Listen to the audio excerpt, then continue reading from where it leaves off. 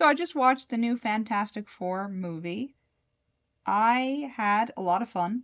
Rowdy audience tonight, which is always fun. I enjoyed the movie. I was impressed by its efficiency.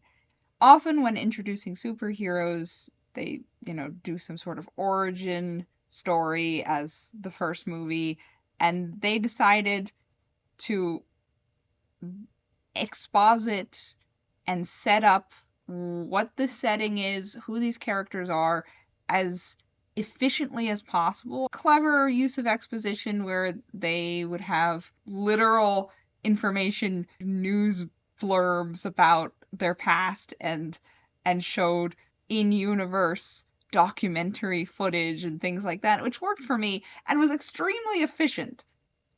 I think they blew past the setup of the story within 5 minutes, and then we were on to what the story they actually wanted to tell.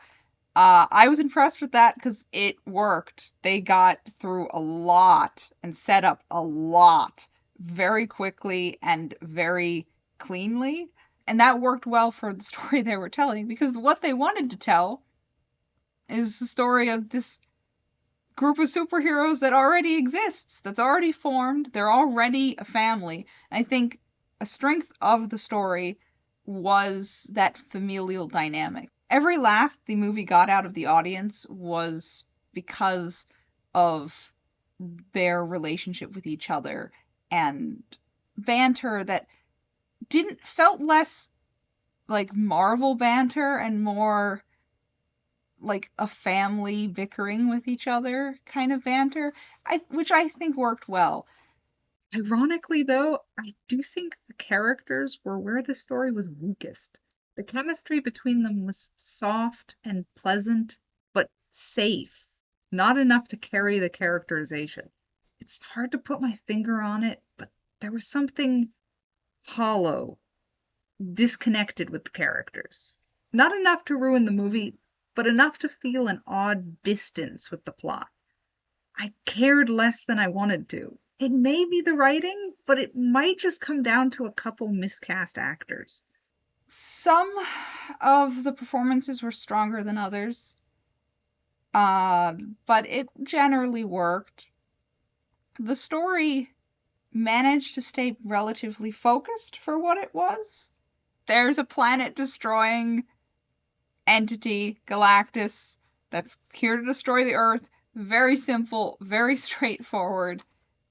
And the imagery for him was great. His spaceship had huge doomsday machine from the original Star Trek energy. I swear that's where they took that look from, which worked for me. I was happy to see it. Not all the visuals worked. The Silver Surfer lady, I thought the actress was fine, but there were some shots of her that looked very wonky, but a lot of other visuals were really cool. It was a very zany story. It knew it was a comic book movie and just kind of was very blasé about its scientific mumbo jumbo and the wild things that happened. It's just like, yeah, sure, we're gonna have a teleporter now. Oh, we're gonna do this, we're gonna do that. And you just kind of roll with it. But it is kind of crazy. I mean, there is basically a spaceship chase while a woman is giving birth. Okay, it's not grounded at all, which is fine. It's a comic book movie. We don't go to those for grounded. I mean, the childbirth space chase scene might have been my favorite scene.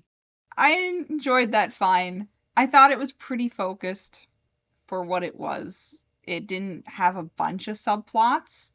It, or I should say, the little subplots it had, it didn't take too much time away from the core of the story, which is their familial dynamic and them protecting their Jesus baby from Galactus,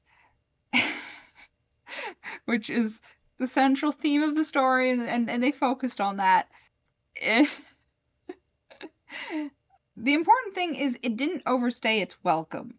It was, for a modern superhero movie, pretty short. It was under 2 hours and didn't feel bloated, which was strange almost. Usually I was expecting this movie to feel bloated, but it really, it didn't spiral off into a bunch of different directions. Even kind of small things that I thought were just for color and world building ended up coming back. It was shockingly focused for a modern superhero movie. And I appreciated that. Like it stuck to its story, it stuck to its themes. It was very simple in its depiction of things, I, which I think generally was a good thing. What did take me out of the story consistently was the simplistic way it approached people and human perception, where the way crowds are handled in the story, the way public opinion is handled in the story, in some places worked well, and in other places felt ridiculous. People don't act that way. It was, and so it felt a little forced and contrived. The way governments work, it felt forced and contrived. It gave off Pacific Rim's and the world pooled its resources together to build giant robots energy, which is okay. It took me out because it's like that would never happen. That's not how people would react. And then someone gives one speech and suddenly everyone's on your side. Or like they're like, ah, that's not how it works. But I think for this story it worked because there's a simple, almost purity to its narrative, refreshingly so. There's a sweet, kind message to it that I appreciate, and the fact that people generally act kinder and nicer and sweeter in this version of reality than in real life works for it. It feels almost mythological in that way. And for a comic book movie, works. It is interesting that it came out back to back with Superman. They're both superhero movies with a wholesome undercurrent and a hard focus on family. Comparing them, I would say Superman had more heart and character, but Fantastic Four had a tighter, more coherent plot structure. I enjoyed it. It wasn't mind blowing to me, but it was fun. I enjoyed it. I think everyone in my theater had a good time. If you like the genre, I think it's definitely worth a watch. Very fun. But what did you think of Fantastic Four? Tell me in the comments below.